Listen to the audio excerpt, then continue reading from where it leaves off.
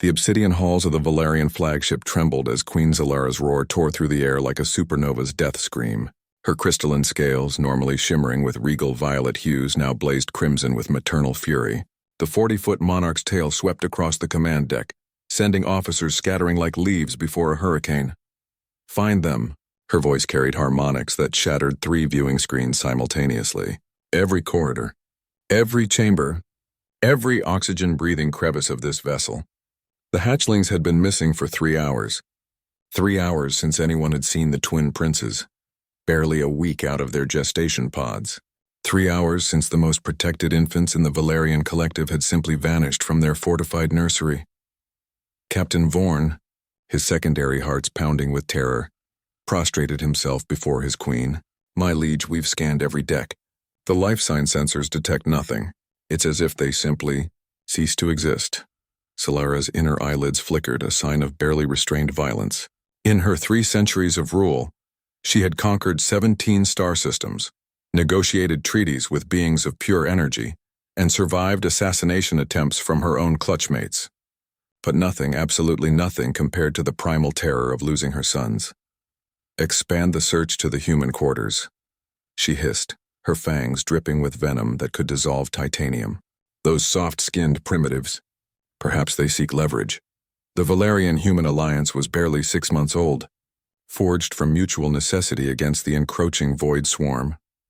Queen Zalara had reluctantly agreed to host a human research team aboard her flagship. They were weak creatures, she'd observed.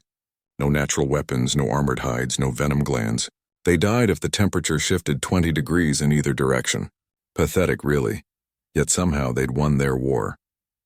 Marcus Vale jerked awake to the sensation of something warm and scaly pressed against his chest. His HAB unit was dim, set to night cycle, but even in the darkness he could feel 2 distinct weights pinning him to his sleep pod. His hand moved slowly to the light control. Whatever was on him was alive, breathing in small synchronized rhythms. His tactical training screamed danger, but something deeper, something instinctive, kept him calm. The lights rose gradually. Marcus's breath caught. 2 creatures, each no larger than house cats, lay curled against his sternum. Their scales were opalescent, shifting between silver and pale violet. Tiny wings, still translucent and folded, twitched in sleep. Miniature horns, no bigger than his thumbnail, crowned their elongated heads. "Oh hell," Marcus whispered. He recognized them instantly from the cultural briefings.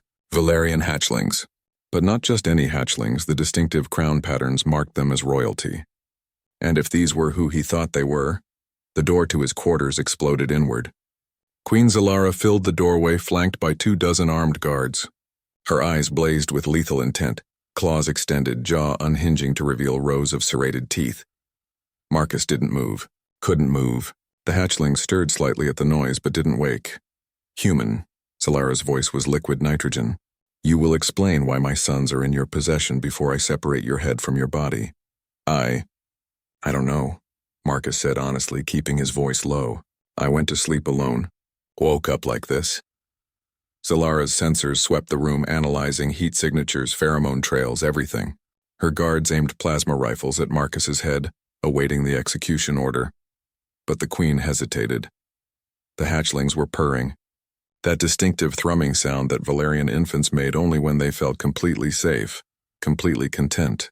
She hadn't heard them make that sound since they'd hatched. They'd been restless, crying, refusing to settle in their fortified nursery despite every comfort her empire could provide. Now they slept peacefully on this human's chest, tiny claws kneading his shirt fabric, faces pressed against his heartbeat. "Lower your weapons," Zalara commanded. Her officers looked at her in shock but obeyed. She approached slowly, her massive form somehow graceful. Up close, she could see everything. The human wasn't restraining them, wasn't using any technology.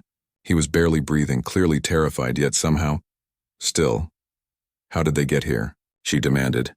"The ventilation system," Marcus guessed, glancing at the open vent above his bunk. "It's the only way. But I don't understand why. Explain yourself, human. Why would my son seek you out?" Marcus looked down at the sleeping hatchlings, then back at the alien queen who could kill him with a thought. In that moment, he understood something that the tactical briefings had never covered. "Your Majesty," he said carefully, "I'm from Earth. We have a saying about infants, any infants. They know things we don't. They can sense safety, comfort, peace. He paused. Maybe. Maybe they heard my heartbeat through the vents. Human heartbeats are slower than yours, right? Steadier. Maybe it sounded like, I don't know, like a lullaby to them. Zalara's scales rippled, colors shifting to something softer. Her species had conquered through strength, through ferocity, through fear. But her sons, her precious sons, had crawled through maintenance shafts and ventilation tunnels, past guards and sensors to find something they needed more than protection. They'd found comfort in the arms of the weakest species aboard her ship. My sons, she said slowly, have chosen you as their guardian kin. It is unprecedented. Marcus felt one of the hatchlings shift, a tiny yawn revealing needle-sharp teeth. I'm honored, Your Majesty. But I'm not equipped. You will be. Zalara's decision was instant. You will be assigned to their care. You will learn our ways. You will be given quarters adjacent to the royal nursery. Her eyes narrowed. And if any harm comes to them?